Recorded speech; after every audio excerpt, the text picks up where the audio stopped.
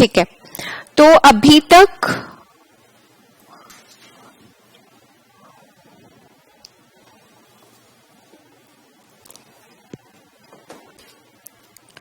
हमने demand and supply किया है, ठीक है. So we have done, this is the demand curve, this is the, or if I just make it over here, this is the supply curve, this is the equilibrium point, and we also remember if the price is above the equilibrium, what will happen? If it is below equilibrium, what will happen? We have also done shift in the demand curve, we have done shift in the supply curve, increase in demand, decrease in demand, increase in supply, decrease in supply, the reasons for the same, everything we have covered so far, okay. Now what we say that in market equilibrium, we say that a market is in equilibrium when the price is at this point and your quantity is at this point, right? Meaning the market is cleared at this particular price where your quantity demanded is equal to the quantity supplied. There is no surplus, there is no shortage, okay. But what if I tell you that the market is not in equilibrium? Always it is not in equilibrium. Then in such a case, there will be an intervention, government intervention that will take place, and that will help the market to reach equilibrium. That is something that we do in macroeconomics. But when I talk in terms of this equilibrium level, this is generally when we talk about capitalist markets, where the market price and market quantity is left on the producers and the consumers to decide, okay. But what if I tell you that the government, you might have heard minimum support price, fair price shops, ration shops. So these are what? These are places where government is implementing its own price, its own regulations. So that price that the government is implementing can be above or below the equilibrium price. Yes, okay. So they set a price which is different from that of a government. So let's first talk about price floor. What do you understand by price floor? What do you understand by floor? A floor is something, उसके नीचे आप नहीं जा सकते, right?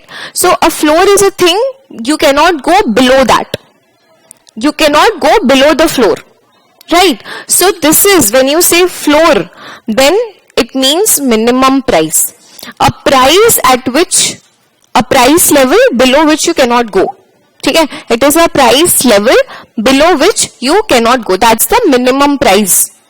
The minimum, for example, if I tell you, now you tell me that should the minimum price be here or here. Now, if I am setting the minimum price as this, it means what? It cannot go below this, but it can definitely go above this. So it can have this as the price, right? So minimum price is a price which is set above the equilibrium price. This is the minimum price. We cannot go below this. We cannot go below the minimum price. That is the price floor or the minimum price which the government sets above the equilibrium price. For example, agricultural support price, minimum support price, MSP. You might have heard about MSP, minimum wages. For example, if there are workers who are working in a factory, you need to set a minimum wage for them, that every day this particular minimum wage they need so that they can maintain their lifestyle, they can have their food, right? That is the minimum wage. Alright, so this is the minimum price that is set, which is above the equilibrium price. Now obviously, when you are setting a price which is above the equilibrium price, right, there will, and it is not the market equilibrium where the market clears, obviously there will be some imbalance, right? So what do you see over here? That this is the quantity demanded at this particular price, and this is the quantity supplied. This is the quantity supplied and this is the quantity demanded at this price. What is happening? When the price is increasing above the equilibrium price, your quantity demanded is going down, and your, obviously as the price increases, your quantity supplied is increasing compared to the equilibrium. This gap that you see, when your supply is more than the demand. This gap is what? When your supply is more than the demand. Supply is more, then obviously there is a surplus in the market. There is a surplus in the market. Supply बहुत बढ़ गया है market में, but खरीदने वाले उतने हैं नहीं, है ना? तो this is the graph how it will look like. Your price floor is just above your price floor is just above your equilibrium price and this gap is the surplus. ठीक है, तो इसकी वजह से अब इसमें क्या होता है, ये क्या क्या किस जगह पे प्राइस फ्लोर हम लोग देखते हैं, एमएसपी है, उसके बाद minimum support price given to the agriculture. जैसे हम लोग क्या बोलते हैं, फार्मर्स का बहुत ओवर प्रोडक्शन हो गया, तो फार्मर्स क्या करते हैं कि दे मतलब this was a thing long back, they were very attached to their production. तो उनको ये लगता था कि मेरा जो मैंने उगाया है, the production that should not get wasted, they used to sell them off even at a very low price, and उस low price में maybe they are not even able to meet their cost. उन लोग अपना daily का खाना भी नहीं खा पा रहे, बट उनको ये लगता था कि खराब ना हो, उनको they have this emotional attachment. Now in order to support these, and obviously they were exploited by the intermediaries, they were spoiled by the end users. तो अब क्या हुआ, गवर्नमेंट ने एक मिनिमम सपोर्ट प्राइस निकाला कि कभी कभी जब सप्लाई बहुत ज्यादा है तो प्राइस बहुत कम हो जाता है, तो वो उतना कम नहीं हो कि उनका फार्मर्स का कॉस्ट ना मीट हो पाए, तो इसीलिए वो एक प्राइस सेट करते हैं which is above the equilibrium price. अब उसकी वजह से क्या होगा, अगर वो इक्विलिब्रियम प्राइस के ऊपर में सेट कर रहे हैं कि भाई इतना प्राइस मिनिमम हमको इनको देना है, तो क्या होगा, डिमांड ऑब्वियसली कम हो जाएगा क्योंकि आपने प्राइस बढ़ा दिया है, और सप्लाई बढ़ जाएगा. क्यों? क्योंकि प्राइस बढ़ने से सप्लाई बढ़ जाएगा. So this surplus will be there. अब क्या होगा बताओ, ये इससे नेगेटिव इंपैक्ट आएगा मार्केट में. सरप्लस बहुत ज्यादा है, खरीदने वाला उतना लोग नहीं, क्योंकि प्राइस उतना कोई देने रेडी नहीं है, तो सरप्लस वेस्ट होके जाएगा. तो यहाँ गवर्नमेंट अपना रोल प्ले करता है, ये सरप्लस को गवर्नमेंट अपने पास रखता है एंड स्टोर करता है, and then they use this in place in जब शॉर्टेज का टाइम आता है, they use this kind of surplus. So government, when they are imposing anything, obviously they will have to play a role in order to avoid the negative effects of this. अब for example factories में क्या होता है, when there are lot of labourers, काम उतना ज्यादा नहीं है, तो उनको हम कम पैसा देंगे एंड काम बहुत ज्यादा कराएंगे. सो गवर्नमेंट, ये हो गया आप एक्सप्लॉइट करो, you are exploiting the labourers. So government is setting a minimum price, minimum wage that you can not give them below this wage, you have to at least give them minimum this wage for the work you are taking out from them. ठीक है, so obviously labourers will be more, the demand for the laborers will be less at that price. तो अब ये जो gap है, जहाँ इतने सारे लेबरर्स आ गए, गवर्नमेंट को उनको कुछ काम देना पड़ेगा, करेक्ट. सो गवर्नमेंट आता है ये सब चीज का नेगेटिव इंपैक्ट को दूर करने. ये हो गया price floor. Next is your price ceiling. Ceiling क्या होता है, जिसके ऊपर आप नहीं जा सकता. Can you, just like you cannot go below the floor, you cannot go above the ceiling. मतलब ये मैक्सिमम है. This is the maximum. So when you talk about the maximum, obviously, if this is your demand and if this is your supply, this is your equilibrium price and quantity. तो आपका जो price ceiling है, maximum price है, वो obviously नीचे होगा कहीं, क्योंकि इसके ऊपर आप नहीं जा सकता, रिस्ट्रिक्शन लग गया, इसके ऊपर आप नहीं जा सकता. If you put your price over here, then obviously you can go. मैंने क्या बोला, आप इसके ऊपर नहीं जा सकते, बट इसके नीचे तो जा ही सकते हो, तो पी तो हो ही सकता है, बट पी हमें रखना नहीं है. So it should be below price ceiling, a price maximum price which is set below the equilibrium price. अब इस प्राइस में देखो क्या हो रहा है, what is the quantity demanded, this is the quantity demanded, this point is touching the demand curve na, so this is the quantity demanded and this point is touching the supply curve, this is quantity supplied, and the gap that you see between quantity demanded and quantity supplied, meaning demand is more than supply, this is what market में क्या है, demand बहुत ज्यादा है, supply बहुत कम है, shortage है market में, जब भी कोई चीज का बहुत ज्यादा डिमांड है बट सप्लाई नहीं, तो शॉर्टेज होगा ना। जैसे what happened in the covid times with sanitisers, demand बहुत ज्यादा हो गया था, मिल ही नहीं रहा था sanitisers, online offline nowhere you could find, right? So there is a shortage which happens in the market because of that. Now अब real world में कब होता है? रियल वर्ल्ड में जनरली आप जब देखोगे कि there is rent control. For example कभी आप लोग देखना जब property prices are very high, in such situations what happen that the rent gets very high, बहुत ज्यादा हाई रेंट हो जाता है मार्केट में, people are not able to afford that kind of rent. तो इसीलिए गवर्नमेंट एक लिमिट, एक मैक्सिमम रेंट इस्टेब्लिश कर देता है कि इसके ऊपर आप नहीं जा सकते।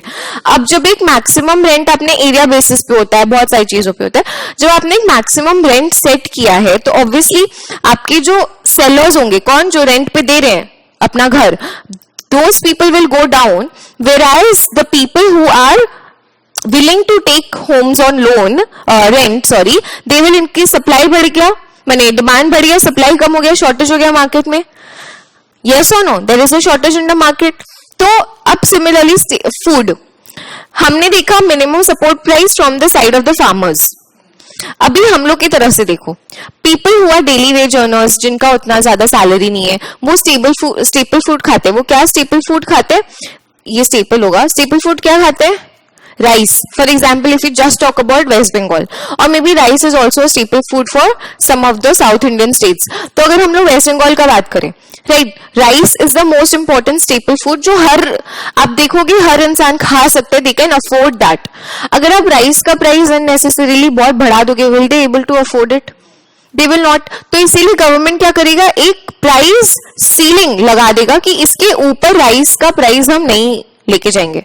तो जब एक मिनिमम प्राइस लग गया तो डिमांड ज्यादा है, सप्लाई वापस से कम हो गया उस प्राइस पे, तो एक शॉर्टेज क्रिएट हो जाता है। अब इस शॉर्टेज को गवर्नमेंट कैसे मीट करते हैं? सुनना, राशन का दुकान होता है, ration shops. What happens in ration shop? अगर आप जाओगे तो आप बोलोगे भैया मेरे को 10 kg राइस चाहिए, तो आपको मिलेगा? मतलब think about a world which is not corrupt, आपको मिलेगा? नहीं मिलेगा। देयर इज अ राशन कि आपको एक कार्ड होता है, राशन कार्ड होता है, उस कार्ड पे इतना kg एवरी मंथ मिलेगा।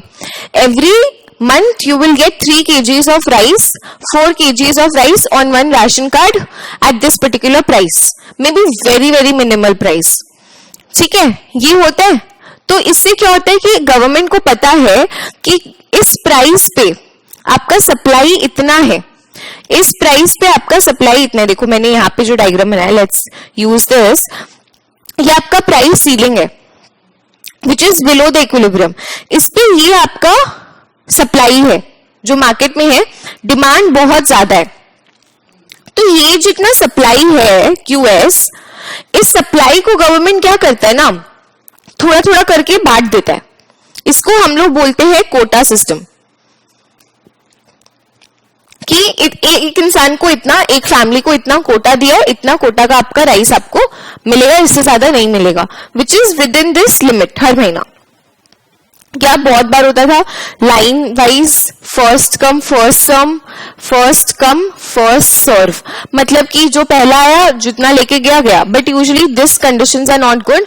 इसीलिए कोटा सिस्टम हम लोग लगाते हैं राशन शॉप्स में, जहां पे हम लोग बोलते हैं कि हर एक का एक पर्टिकुलर आपका प्राइस। अब ऑब्वियसली इन सब में क्या होगा, ब्लैक मार्केटिंग होगा।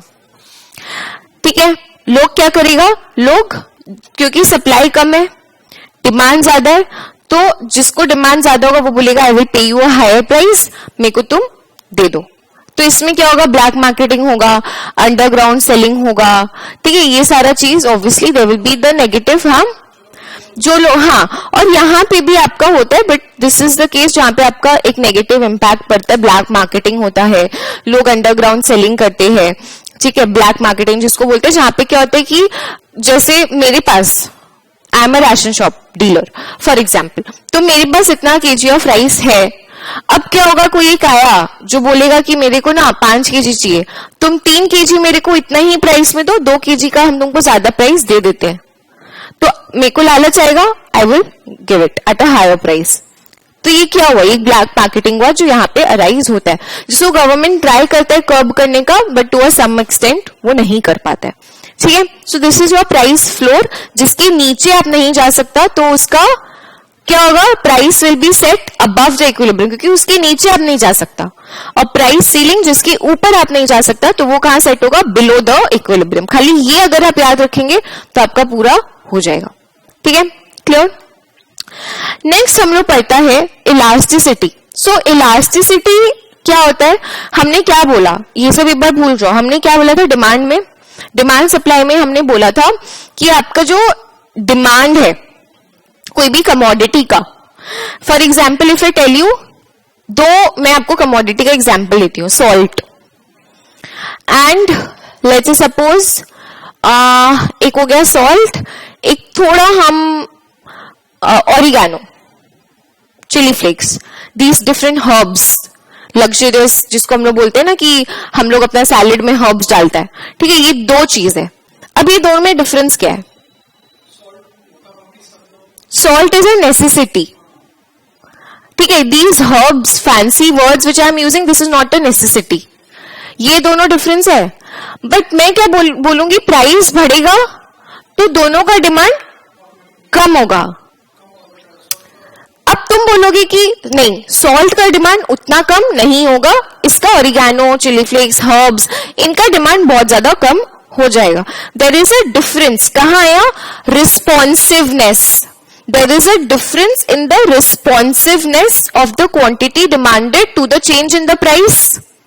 तो ये जो sensitivity of demand है to the change in the price, या फिर जिसको हम लोग बोलते हैं responsiveness of the quantity demanded to the change in its own price, is measured using price elasticity of demand. ठीक है, द वर्ड इलास्टिसिटी, इसको कैसे मेजर करते हैं हम लोग, इसका दो तीन मेथड्स होता है।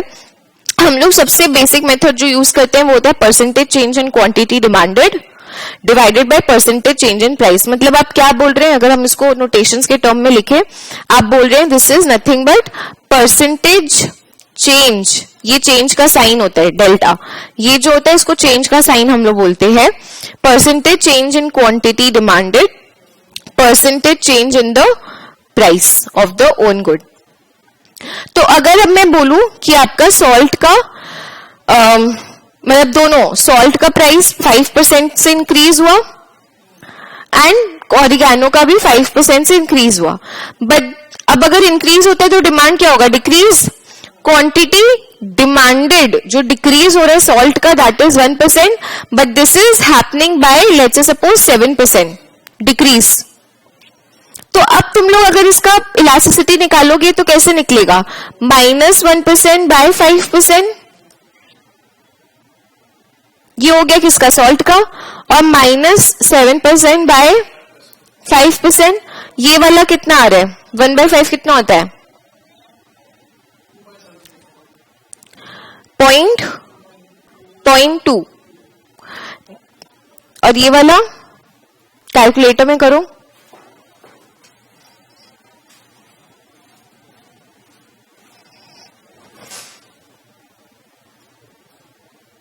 7/5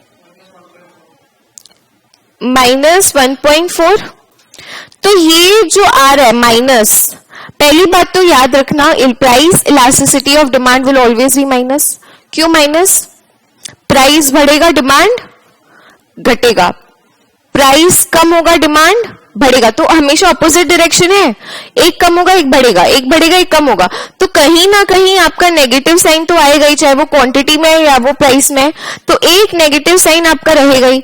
और हम लोग जब यहाँ डील करते हैं, हम लोग negative sign we remove and we only deal with absolute terms. तो क्योंकि हम लोग को पता है price elasticity will always be of demand will always be negative, तो हम लोग we deal in only the absolute value, meaning this is 0.2, this is 1.4।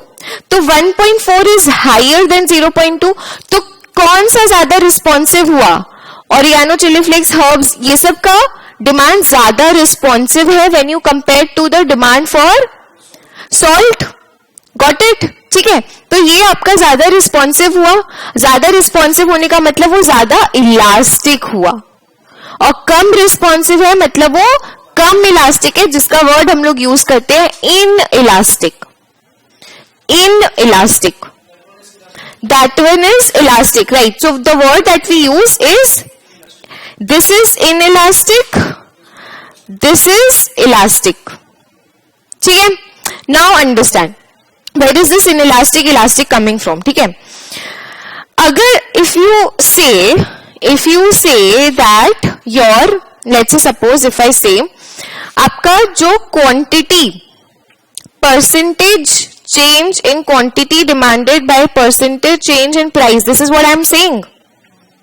एक पॉजिटिव नेगेटिव वो सब हटा, तो we are only dealing with absolute terms. ये मैंने आपको पहले ही बोल दिया, हम नेगेटिव से डील नहीं कर रहा.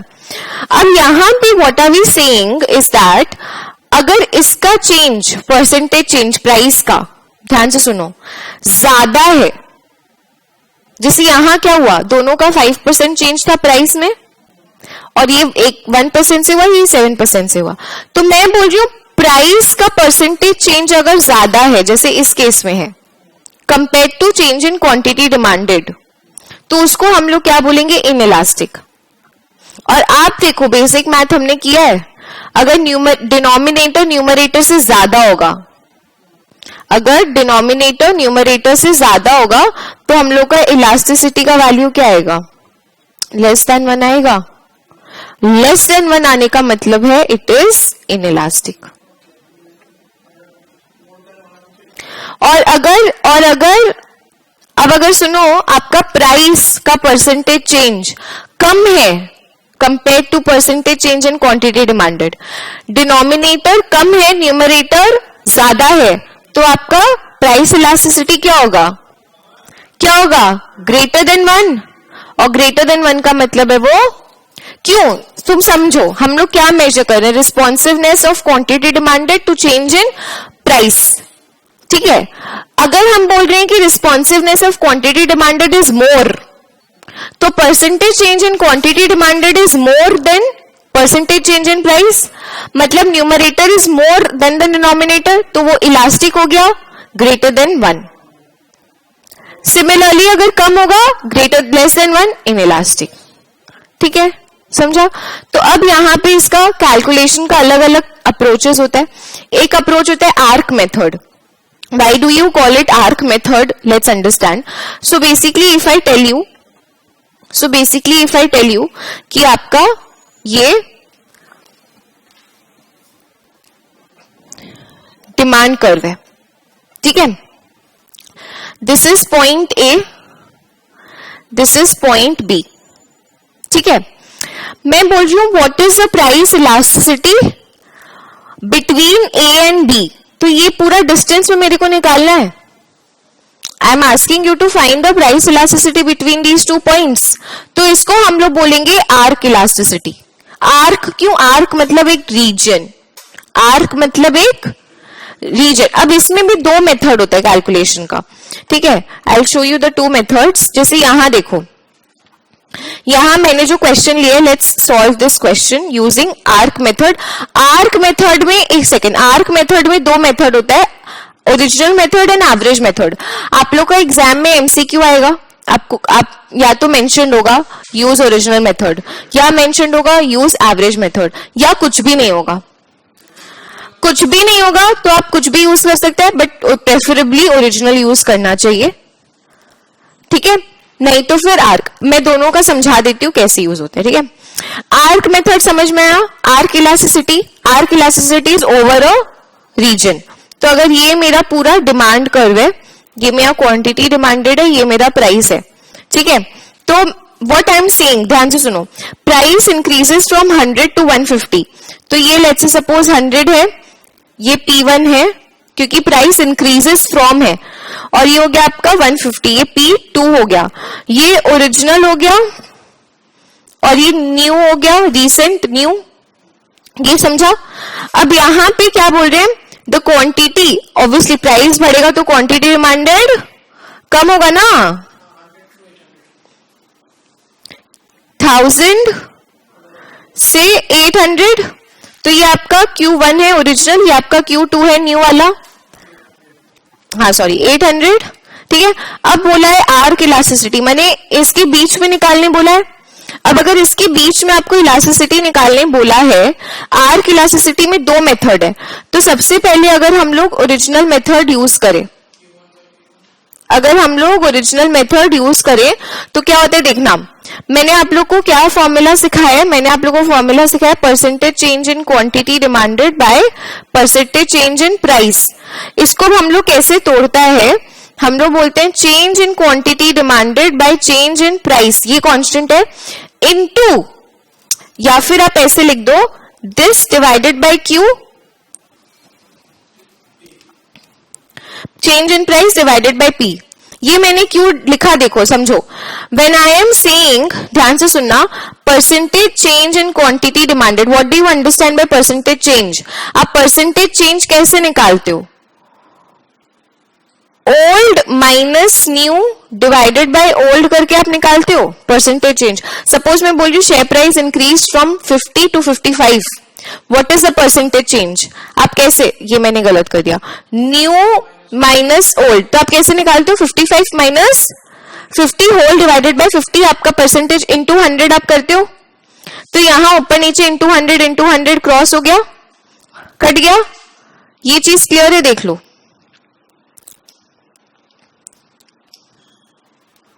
ये चीज क्लियर है, ठीक है। कि ये फॉर्मूला कहां से आया, ये ब्लू वाला, इंटू 100 कट गया।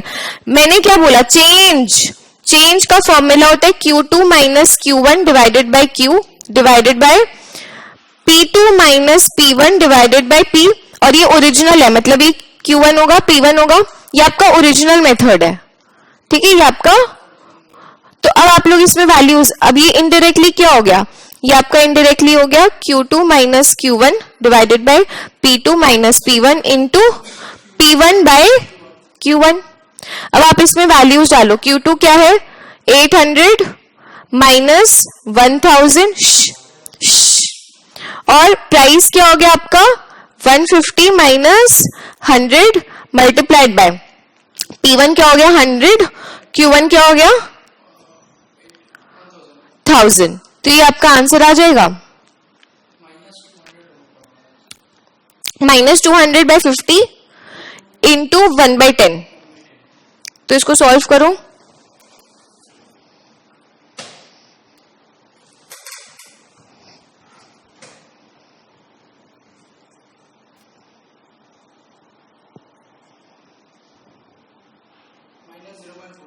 -0. हम लोग यूजुअली माइनस नहीं लेता है, हम लोग डायरेक्टली 0.4 लिखता है। अब ये क्या है 1 से कम है, मतलब ये इनइलास्टिक हो गया, इनइलास्टिक हुआ, क्लियर है, ठीक है। अब अगर तुम परसेंटेज चेंज में निकालोगे तो भी तुम निकाल सकते हो, तुमको समझ आ जाएगा percentage change of price will be more than the percentage change in quantity demanded, ठीक है। तो ये चीज है। दूसरा देखो, यहां अगर हम लोग बोले ये आपका ओरिजिनल मेथड हुआ। अब ओरिजिनल मेथड का ही दूसरा ऑल्टरनेटिव होता है एवरेज मेथड। तो एवरेज मेथड में क्या है, आपका ऊपर वाला ऊपर नीचे का फॉर्मूला, मतलब ये पार्ट आपका सेम रहेगा। तो इसमें क्या होता है आपका Q2 minus Q1 bye P2 minus P1, ये सेम है। बट यहां हम लोग क्या किए थे, ओरिजिनल प्राइस और ओरिजिनल क्वांटिटी यूज किया। यहां ओरिजिनल के बदले हम लोग यूज करेंगे average, average of price divided by 2। Average कैसे निकालते हैं, ऐसे ही तो निकालते हैं, डिवाइडेड बाय 2, ठीक है। तो अब इसमें वैल्यूज पुट इन करो, आंसर निकालो। ये मैं डायरेक्टली लिख रही हूं -200, और ये क्या होगा चेंज इन प्राइस क्या है, P2 माइनस P1 क्या है 50 इंटू एवरेज निकालो। एवरेज कैसे निकालेंगे 150 प्लस 100 ना, बाय 2 कैंसिल आउट हो गया,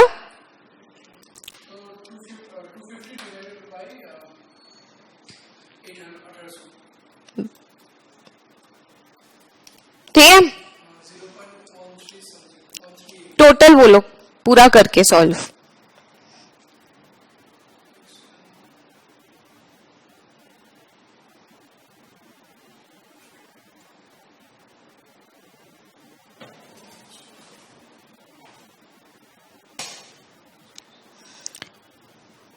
मतलब ये कट के 4 हो गया, -4, और यहां पे हो गया 250/1800।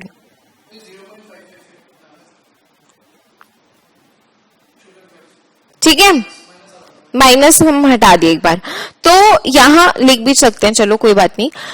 तो यहां हम लोग दोनों मेथड से समझे, अगर कुछ नहीं होगा तो हम लोग हमेशा ओरिजिनल यूज करेंगे, कुछ नहीं मेंशन्ड होगा हमेशा use the original, because original is same as this quantity वाला जो हम लोग कर रहे थे, परसेंटेज चेंज वाला।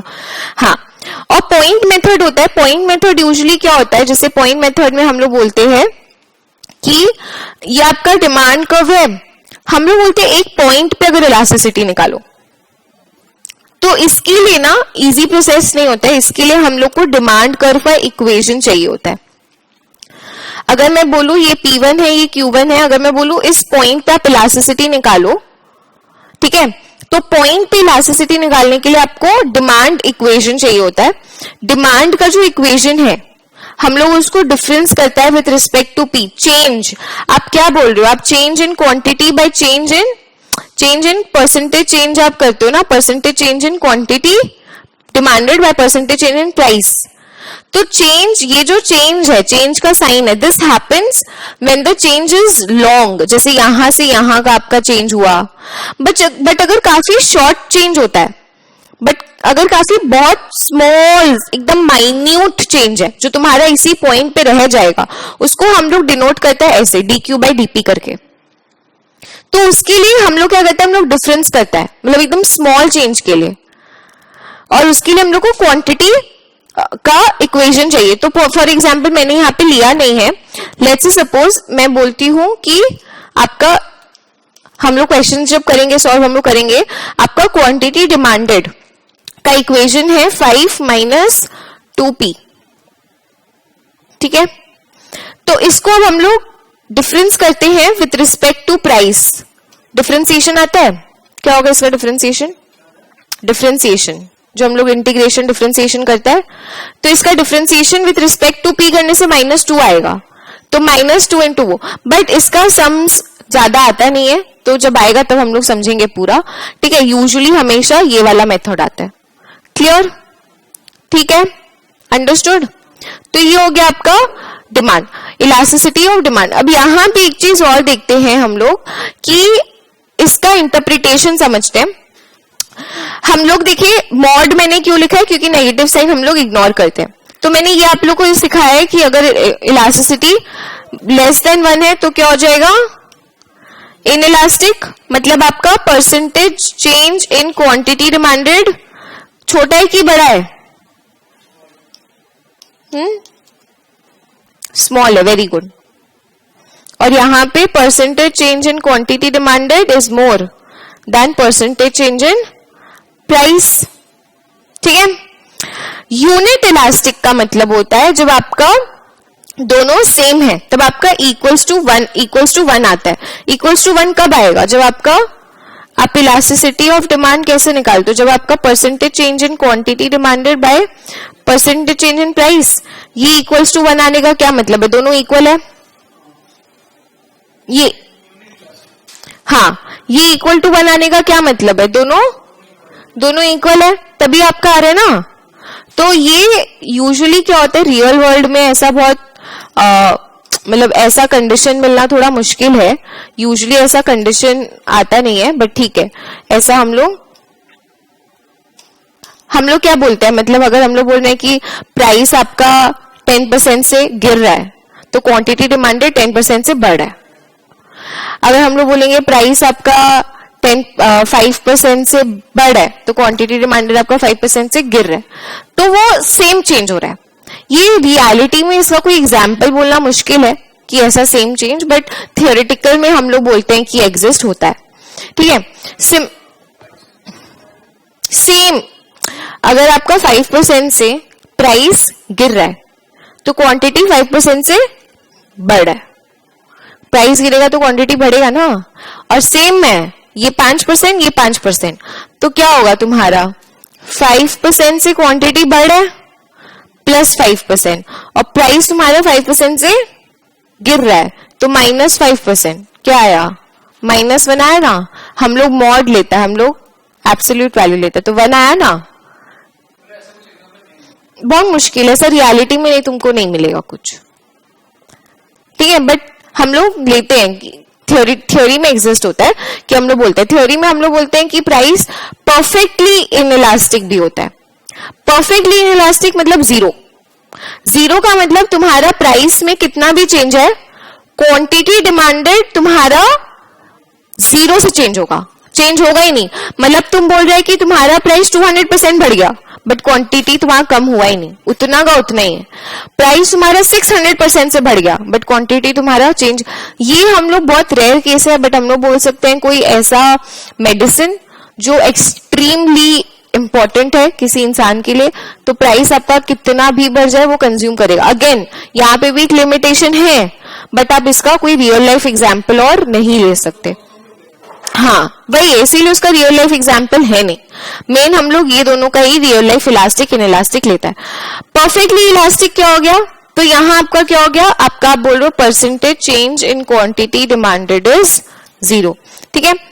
आप परफेक्टली इलास्टिक में क्या बोल रहे हो कि आपका percentage change in quantity demanded is infinity. इसका क्या मतलब है कि थोड़ा भी प्राइस में चेंज हुआ, आपका क्वांटिटी डिमांडेड बहुत ज्यादा चेंज हो गया, मतलब एकदम इनफाइनाइट चेंज हो गया। अगेन रियल में ऐसा एग्जाम्पल आपका मिलना मुश्किल है, ठीक है। तो हम लोग थोड़ा फैक्टर्स पढ़ते हैं, ये इंपॉर्टेंट है कि what are the different factors of price elasticity. तो इसमें सबसे पहले तो हम लोग जैसे बोलेंगे number of substitutes. Number of substitutes का क्या मतलब है, किसी अगर एक आइटम का बहुत सारा सब्स्टिट्यूट्स है, फॉर एग्जाम्पल अगर हम लोग बोले कि Coke, Thums Up, Pepsi, Limca, Sprite, ऐसे करके आपका बहुत सारा सब्स्टिट्यूट है, तो अगर कोक का प्राइस एक दिन उठा सुबह डबल हो गया, तो आप कोक नहीं कंज्यूम करेंगे, आप क्या सीधा what will you consume, Thums Up, है ना। तो जिसका नंबर ऑफ सब्स्टिट्यूट्स ज्यादा होगा, ध्यान से सुनना, जिसका नंबर ऑफ सब्स्टिट्यूट्स ज्यादा होगा उसका percentage change in quantity demanded बहुत ज्यादा होगा ना। अगर प्राइस बढ़ गया तो क्वांटिटी डिमांडेड बहुत ज्यादा से कम हो जाएगा, प्राइस अगर कम हो गया तो percentage change in quantity demanded बहुत ज्यादा बढ़ जाएगा, करेक्ट। जिसका नंबर ऑफ सब्स्टिट्यूट्स बहुत ज्यादा है उसका इलास्टिसिटी ज्यादा होगा, गॉट इट। अब इसी में तुम सॉल्ट का एग्जांपल ले लो, सॉल्ट में नंबर ऑफ सब्स्टिट्यूट्स है कुछ, अभी आजकल रॉक सॉल्ट और ये सब सी सॉल्ट, हाँ मतलब हम लोग हिंदी में भी कॉल इट सिंधा नमक, right. Black salt is a little different, आप सी सॉल्ट ये सब बोलते हो अलग अलग, जो भी मतलब हम लोग बोलते थोड़ा बेटर आ गया है, but exactly not a substitute also, somewhat similar. जितना अच्छा सब्स्टिट्यूट जितना क्लोज होगा आपस में उसका इलास्टिसिटी उतना ज्यादा, जैसे कोक और थम्स अप, पेप्सी, इसका बहुत काफी क्लोज सब्स्टिट्यूट्स है, बट सॉल्ट का कोई क्लोज सब्स्टिट्यूट है नहीं, इसीलिए वो इनइलास्टिक है, ठीक है। करेक्ट। नेक्स्ट अगर हम लोग टाइम पीरियड देखें, टाइम पीरियड मतलब क्या, अगर आज आपका कोई सपोज प्राइस बढ़ गया तुरंत, तो time period in order to consume that good, अगर वो टाइम गैप बहुत ज्यादा है, तुम्हारे पास वो गैप है कि अगर आज तुम सपोज प्राइस तुम्हारा बहुत बढ़ गया, तुम्हारे पास टाइम है कि तुम आराम से 5-6 दिन ढूंढ के कुछ खरीद सकता है, तो तुम एक ऑल्टरनेटिव ढूंढ सकता है ना उसका, तुम उतना हाई प्राइस नहीं पे करेगा। So when you have a high time, like you have a larger time gap or the time period is more in order to buy a commodity, तो आपका क्या होगा, इलास्टिसिटी कम होगा कि ज्यादा। प्राइस बहुत बढ़ गया, तुम डिमांड उतना बढ़ाएगा कि नहीं। तुमको हम बोला कि देखो तुमको ये लैपटॉप चाहिए था फॉर एग्जाम्पल, इसका प्राइस आज डबल हो गया, पर तुमको जरूरी नहीं कि तुम आज खरीदेगा, तुम 1 मंथ में तुम लगा के खरीद सकते हैं। फॉर एग्जाम्पल सपोज ये फोन है, फोन का प्राइस आज बहुत ज्यादा बढ़ गया, शेयर है, शेयर का प्राइस बहुत ज्यादा, एक शेयर है उसका प्राइस बढ़ गया, तुमको आज खरीदना जरूरी नहीं है, I give you time, you take your time and you buy. तो क्या होगा, तुम आज करंट आज का डिमांड ज्यादा होगा कि कम होगा, तुम्हारा बहुत कम हो जाएगा ना, तो इट्स इलास्टिक, क्योंकि तुम आराम से 1 वीक। बट ये अगर मैं बोलूं कि कोई मेडिसिन है, तुमको आज ही कंज्यूम करना है एंड आज ही प्राइस बढ़ गया, तो नहीं होगा, तो इनइलास्टिक होगा. तो as your time period increases elasticity increases. Correct correct. Necessity, जैसे हमने डिस्कस किया सॉल्ट एंड वो जो हर्ब्स का. Salt is a necessity, medicine is a necessity, so you have to consume it. Even if the price increases, you cannot decrease a percentage change in the quantity, cannot go a lot down. So it is inelastic. If it's a necessary good, ये मैंने गलत लिखा है इधर, it will be inelastic. If it is a necessary good, it will be inelastic. ठीक है? Got it? For example, car. Car का price बहुत ज्यादा बढ़ गया. इंडिया में it's not a necessary good. Car is not a necessary item in India. So if the price increases, क्या आप उसका डिमांड क्या करोगे? Of a car. If the price of the car increases, उसका डिमांड बहुत ज्यादा कम हो जाएगा. Yes or no?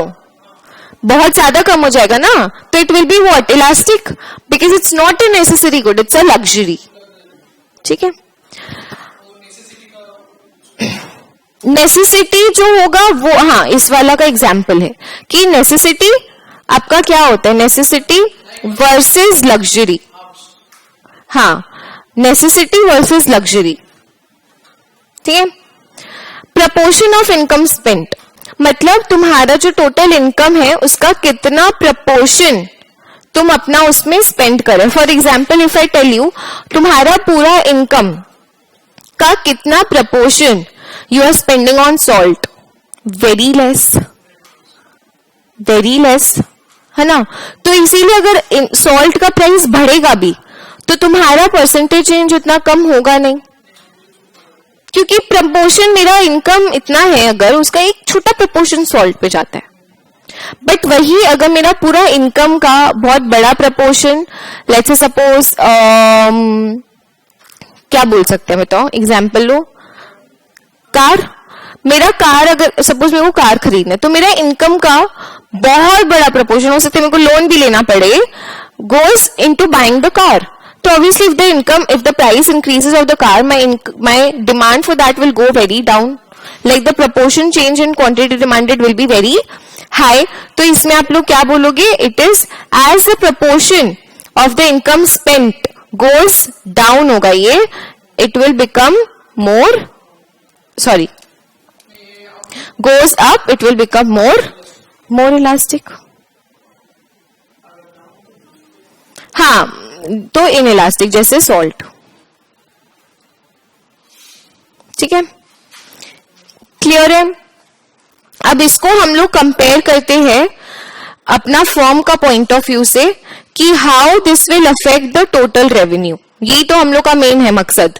आप जो पूरा इतना किया, इसका आपके फॉर्म का टोटल रेवेन्यू पे क्या इम्पैक्ट आएगा आपका at the end of the day. यही तो गोल है, यही तो टारगेट है ना.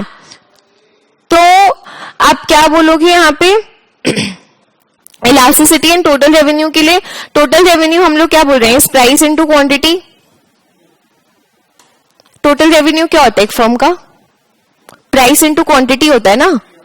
What is the total revenue? Total revenue is price that you are charging for a good and the quantity that you are selling it, that is your total revenue, which is also equal to the total expenditure of the consumer. अब अगर ये सब भूल जाओ, ठीक है, I am saying that the price increases, तो quantity तो मालूम ही है नीचे जाएगा. For a normal good, for a normal good it will go down only, ये हम लोग को पता है. बट कितना डाउन, कितना डाउन, और कितना डाउन कि मेरा टोटल रेवेन्यू कम हो जाए या मेरा टोटल रेवेन्यू बढ़े. So this will depend on percentage change of quantity demanded with respect to the percentage change in price. मतलब responsiveness of quantity to change in the price, मतलब elasticity पे depend करेगा. Clear. तो अब हम लोग यहाँ क्या बोलते हैं, अगर हमारा प्राइस इलास्टिक है, इलास्टिक का क्या मतलब था,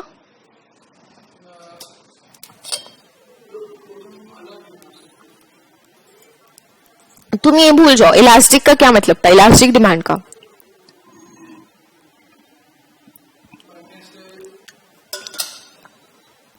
percentage change in quantity demanded ज्यादा है कि कम है? प्राइस से percentage change in quantity demanded ज्यादा है इलास्टिक का केस में कि कम है? ज्यादा है, ठीक है, तब इलास्टिक होगा। तो हाँ, तो फॉर एग्जाम्पल प्राइस आपका बढ़ा, let's talk about elastic. Price बढ़ा, मान ले 5% से बढ़ा, बट क्वांटिटी आपका कम हो गया मान लो 8% से।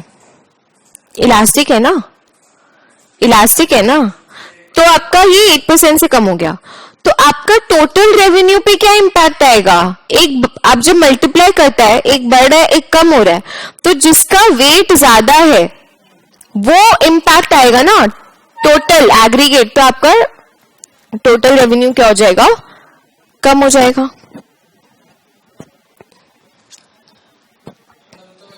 अब इसको हम लोग एक सेकेंड, इसको हम लोग इसका एग्जाम्पल ले लेते हैं, ठीक है, इसका एग्जाम्पल ले लेते हैं। लेट्स से सपोज मैं बोल रही हूं आपका टोटल रेवेन्यू, आपका टोटल रेवेन्यू 5000 था, प्राइस था 5, क्वांटिटी ऑब्वियसली कितना 1000, ठीक है, तो ये आपका 5000। अब let's say suppose what I am saying is कि आपका प्राइस हो गया 6 रुपीज, कितना बढ़ा? 5 से 6 बढ़ा। मान लो क्वांटिटी कम होना चाहिए ना, क्वांटिटी सीधा आपका हो गया लेट्स से सपोज 650, तो परसेंटेज चेंज निकालते हैं चलो। तो अब आपका टोटल रेवेन्यू क्या होगा ये बताओ? 6 into 650 कितना होता है? Let's make this 550। अब बताओ 6 into 550 कितना होता है?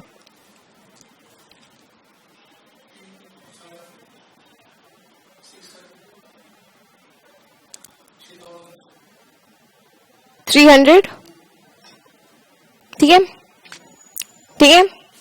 तो अब आपका क्या हो रहा है? टोटल रेवेन्यू कम हुआ कि ज्यादा हुआ? कम हुआ। प्राइस बढ़ा पर क्वांटिटी इतना कम हो गया, बहुत कम हो गया, 550 हो गया। 1000 से it has gone down to 550। Let's take out the percentage change. Percentage change कैसे निकालते हैं?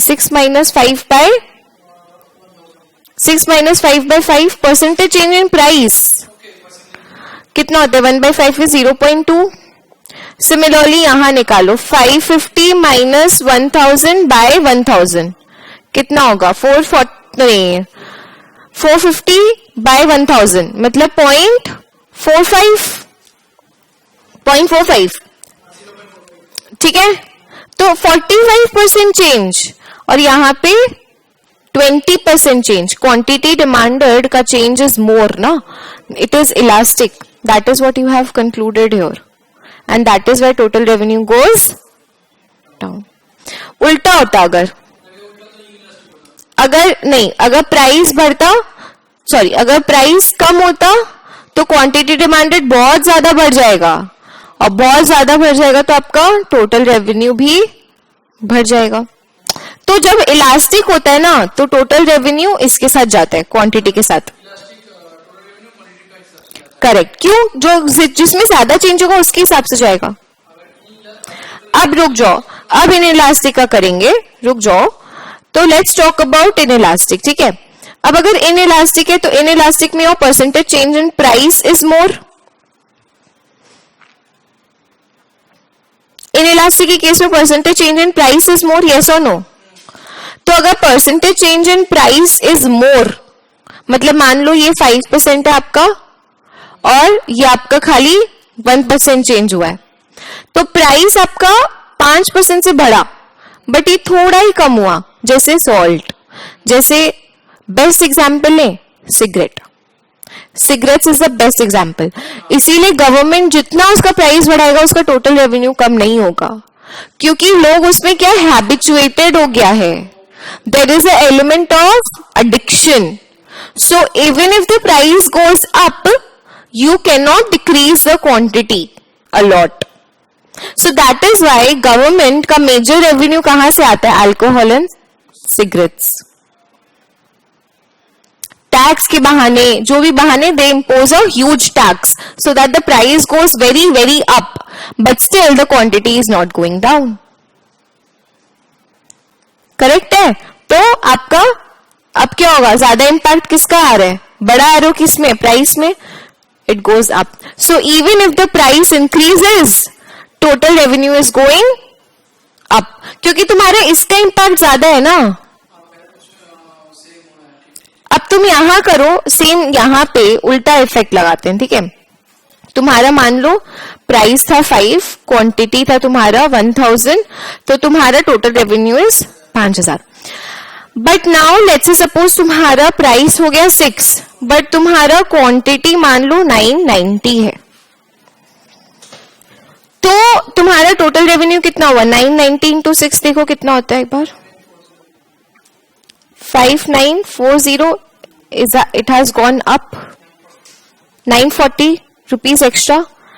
Even though the price is going up, because the percentage change बाद में निकाल लेना इसका, percentage change आपका प्राइस का तो 0.2 है, वो हमने निकाल लिया है 5 से 6, बट आप लोग क्वांटिटी का निकाल लोगे तो आपका क्या आएगा, परसेंटेज यहाँ पे निकाल ही लेते हैं ना, कितना आएगा परसेंटेज चेंज,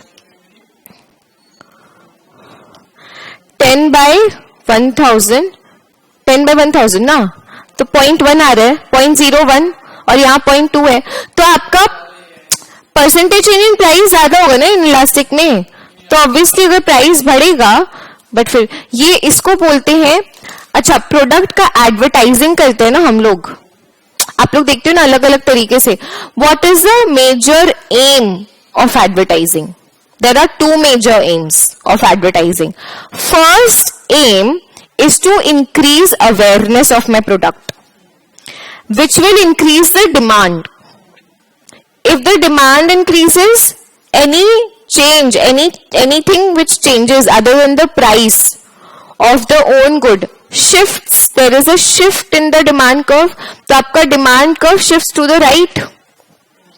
क्या बोला मैंने, वापस से सुनो, कि मैंने बोला अगर आपका मान लो ये डिमांड है, ठीक है, आपने अवेयरनेस बढ़ाया, तो लोग क्या करेंगे, करंट प्राइस पे ज्यादा डिमांड करेंगे, बहुत ज्यादा एडवर्टाइज होके तुमने सोचा चलो ये प्रोडक्ट खरीदता है, तो at the same price the demand goes up, shifts to the right. ये होता है एक एम ऑफ एडवर्टाइजिंग। दूसरा aim of advertising is to make your product inelastic. Inelastic होने की वजह से क्या होगा, अगर आपका प्राइस आप बढ़ाएगा भी ना, तब भी आपका रेवेन्यू बढ़ेगा, कम नहीं होगा। तो आपका ये क्या हो गया, अब आप ये तो है ही, अब आप इसको इन इलास्टिक भी बनाएगा, ताकि आपका अगर आप थोड़ा भी बढ़ाएगा अपना प्राइस, आपका डिमांड उतना कम नहीं होगा।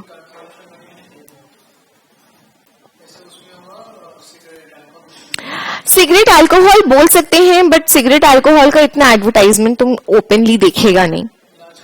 हाँ ठीक है, वो that's a part of tobacco group, ठीक है, Vimal and all these are part of tobacco. हाँ, you can say that awareness बढ़ा, डिमांड बढ़ा, now what is happening, if the price is also going up, they will not decrease the demand. Demand is also, मतलब it is not decreasing at a very good extent, तो total revenue is increasing. Yes, this is one of the examples. But if you talk, Colgate हो सकता है, good, but Colgate में again there is, yes, Colgate का advertise करके उन लोग थोड़ा भी प्राइस बढ़ेगा।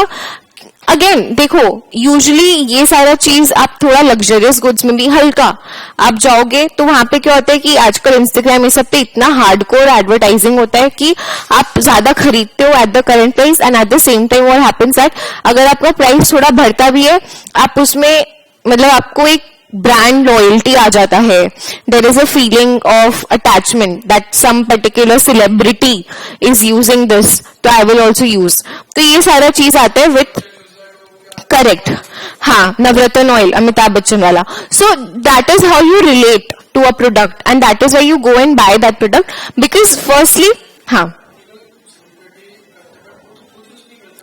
बट सी ये जो तुम्हारा चीज है ना कि खुद नहीं यूज करते, बट तुम्हारा अगर कोई बहुत फेवरेट सेलिब्रिटी है, तुम उसको देख रहे हो कि वो एक प्रोडक्ट का एडवर्टाइज कर रहे, you have an emotional connect कि ये अच्छा होगा, ये अच्छा, I will also use it.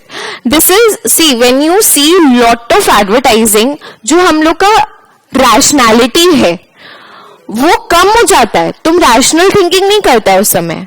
You go and you buy, that's an sentiment buying that you do. वही तो एडवर्टाइजिंग का टिप्स एंड ट्रिक्स है कि कैसे एडवर्टाइज करें लोगों को कि उनका रैशनल दिमाग, तुम हो सकता है वो प्रोडक्ट का तुमको जरूरत नहीं, वो रखा रहेगा तुमको, but just because you have a brand loyalty, you have your favourite superstar is using that, तो वो तुम उसमें कनेक्ट बिठा लेते हैं अपना. करेक्ट, हाँ, तो तुम वो यूज करेगा. ठीक है, दिस इज योर. तो यहां पे हमने क्या देखा कि अगर इलास्टिक है, मतलब ED is greater than 1, elasticity is greater than 1 होता है ना, तो आपका प्राइस अगर बढ़ेगा तो टोटल रेवेन्यू कम होगा. इन इलास्टिक में हमने देखा कि अगर आपका इलास्टिसिटी 1 से कम है, प्राइस अगर बढ़ेगा टोटल रेवेन्यू भी बढ़ेगा.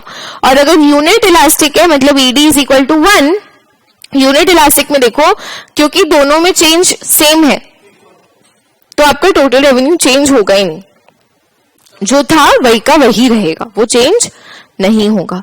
ठीक है, let's do it till here, फिर हम लोग करेंगे price elasticity of supply next.